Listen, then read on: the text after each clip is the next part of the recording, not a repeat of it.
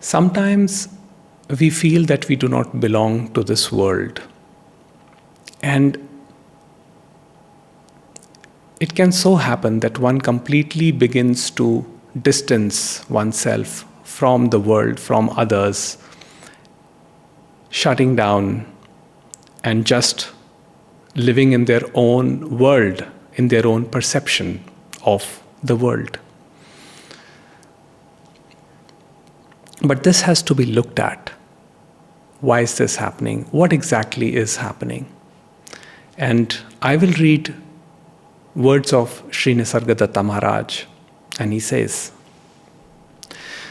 "Your interest in others is egoistic, self-concerned, self-oriented. You are not interested in others as persons, but only as far as they enrich or enable your own image of yourself. And the ultimate in selfishness is to care only for the protection, preservation, and multiplication of one's own body. By body, I mean all that is related to your name and shape, your family, tribe, country, race, etc. A man who knows that he is neither body nor mind cannot be selfish, for he has nothing to be selfish for. Or you may say he is equally selfish on behalf of everybody he meets. Everybody's welfare is his own. The feeling I am the world is myself, becomes quite natural. To be selfish means to covet, to acquire, accumulate on behalf of the part against the whole." This is from the book I Am That.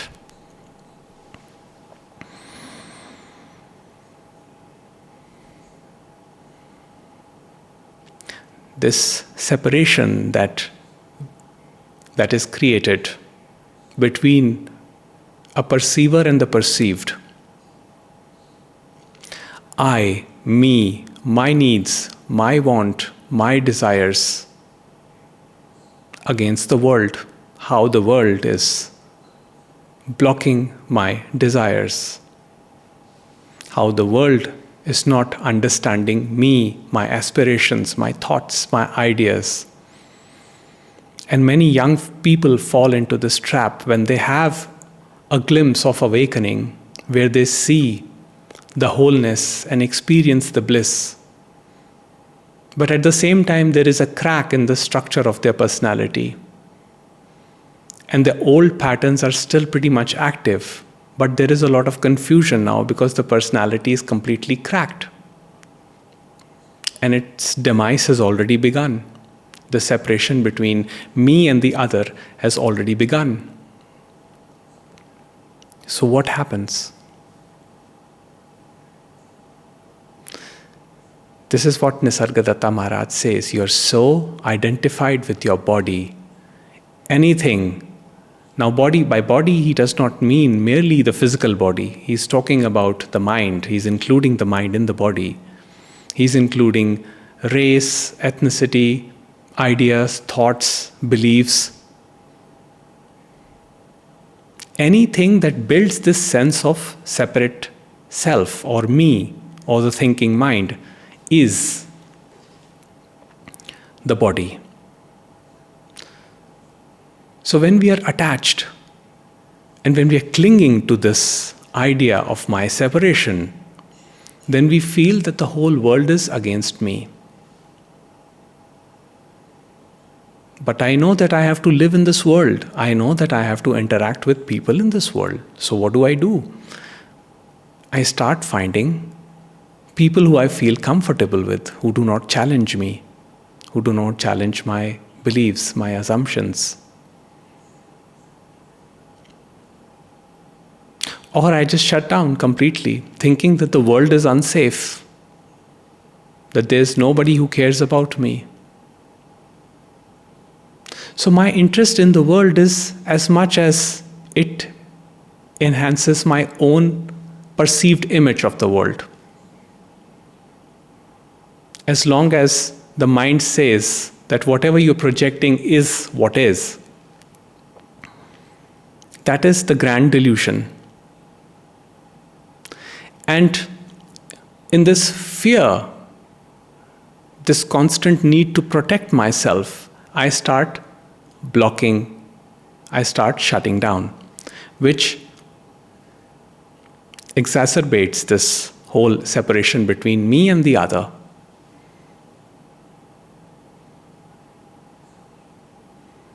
And then we create this victim mindset.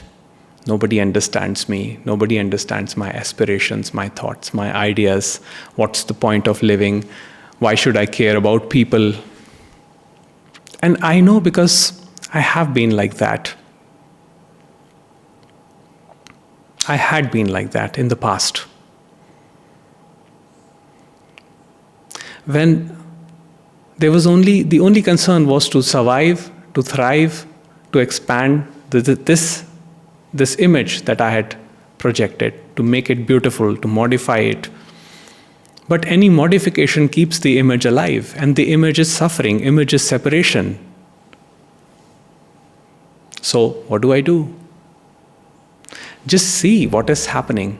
And Maharaj here is telling you what exactly is happening. You are creating this separation between me and the other. Until this separation is alive, there will be no peace. Even the great sages who went into complete isolation and became reclusive came back to this world. Even Ramana Maharishi, he meditated for long in caves, but then he came back to the world. When people withdraw in order to reflect, that is something entirely different. That is not coming from a place of self-protection or self-preservation. That is coming from a place of understanding, to examine what is going on within us. That is spiritual maturity, where we understand that the problem is not what is happening externally. The problem is within, here. So I'm constantly fighting with the world, that the world does not understand me. They do not understand my ideas. They do not understand how I feel. And all these thoughts, all this noise is actually just increasing my separation with the world. I am the world. Even Jiddu Krishnamurti said the same thing. You are the rest of the humanity. What you see here, whatever is going on within you, is what is manifesting externally. So you see wars, you see injustice, you see racism, you see hatred, you see violence. It is all within you. It is a part of this personality. The violence is not out there. It is within whatever is going on. And your inability to reflect on it, to see what is going on within, is just sustaining this image of separation. Your constant need to protect yourself, to live in survival mode, is creating this unrest. You are still at war with yourself. There is nothing happening outside. It is all happening within you.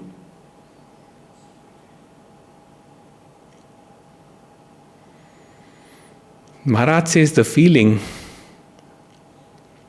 I am the world and the world is myself, becomes quite natural once it is established that there is just no way of being selfish. There is no me. There is just what is happening.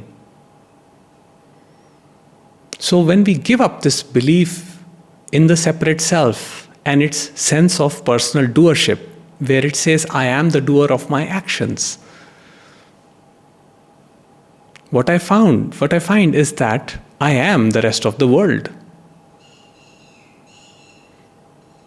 then the nature of our actions become spontaneous. They become more in movement, which aligns with other people's welfare. Because I see that the way the other is at this point, even I was like that. Just like others,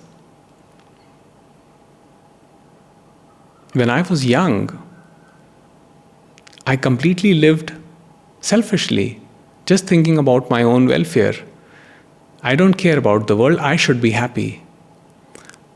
But this I need this, I need that, things should work for me.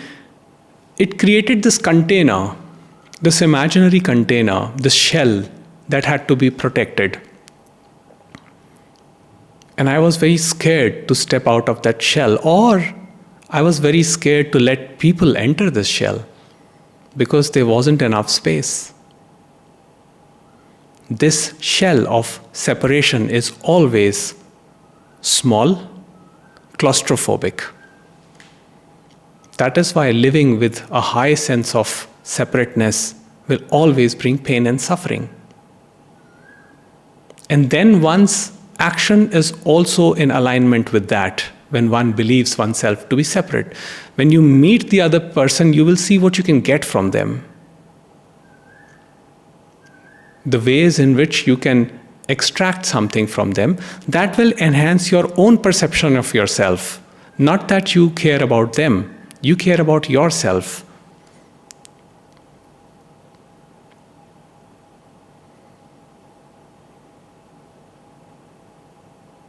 So when the mind moves inwards, and you wanting to be aloof, which is different, because it does not come from a place of restlessness. It comes from a place of genuine curiosity to examine what is going on. What is this behavior all about? How am I just maintaining and sustaining this separation, which is creating a source of constant pain for me? Why am I constantly living in fear? Because I'm not facing what is.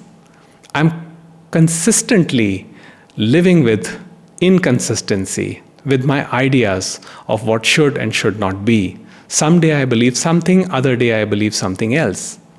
I do not see this separation, this me. What is the nature of this me?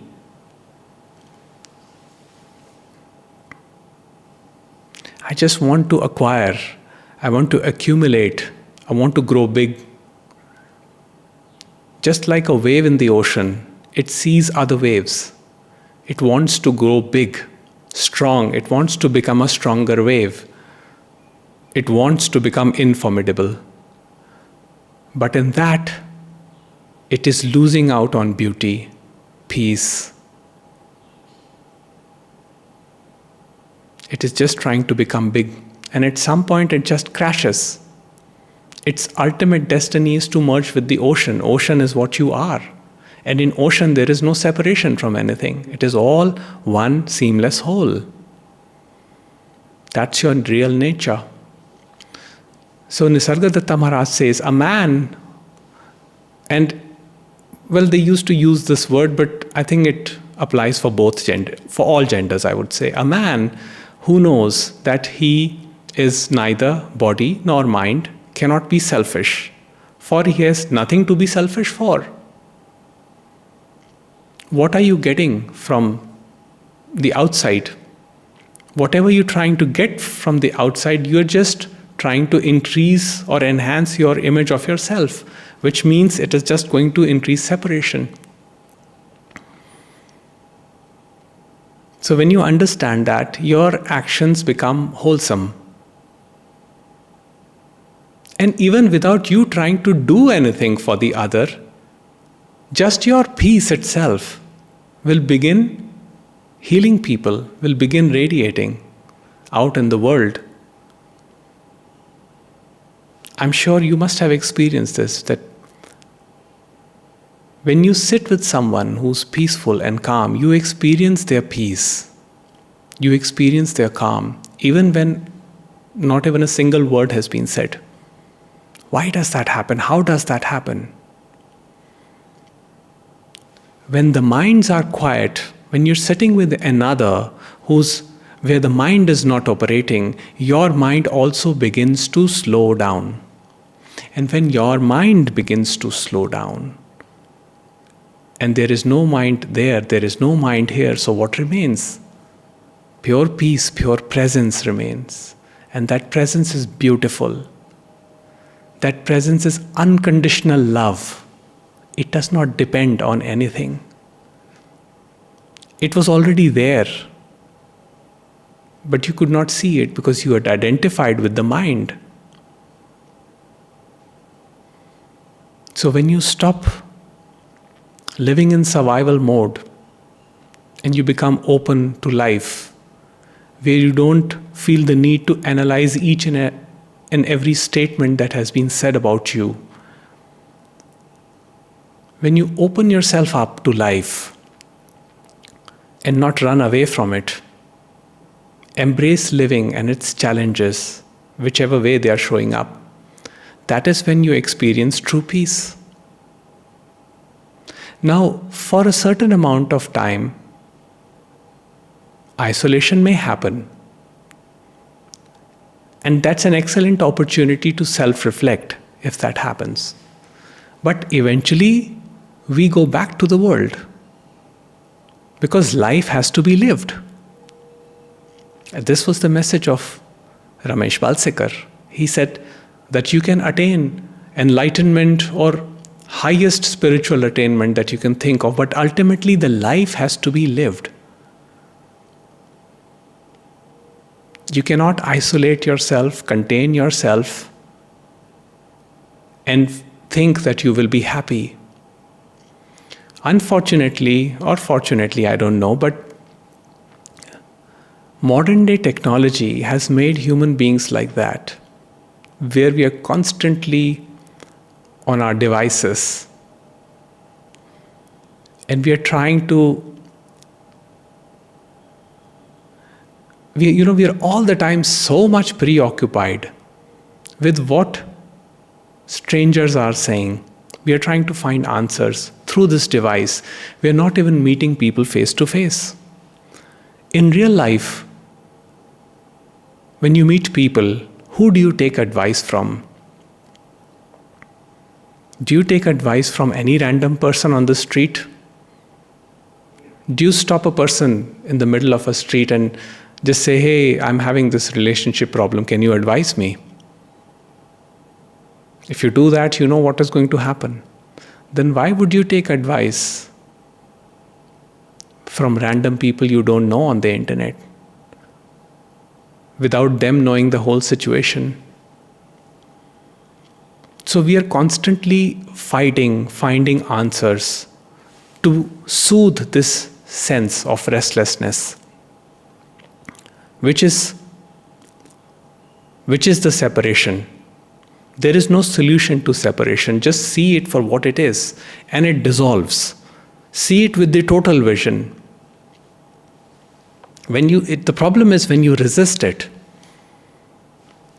this emptiness that you experience, when you resist it, this fear, this boredom that is arising, when you resist all of this, then the mind naturally starts moving. Oh, let me do this, let me do that. And all it does is just create more entanglement, more involvement, more restlessness. Then there is a future projection of how I should or should not be, which begins with the assumption that right now I am imperfect. You are complete whole. You are right now exactly how you were to be. There is nothing to change. The change will happen. Allow the experience to happen. Don't run away from the experience. So, it is perfectly okay to be alone sometimes, to reflect on what is happening. That is a spiritual practice. But to shut down and completely disconnect from the world is not sustainable. It's not how this mind-body organism can function. Eventually, even the sages who lived in the caves, they found their tribe. They were not alone. Nobody can live completely alone.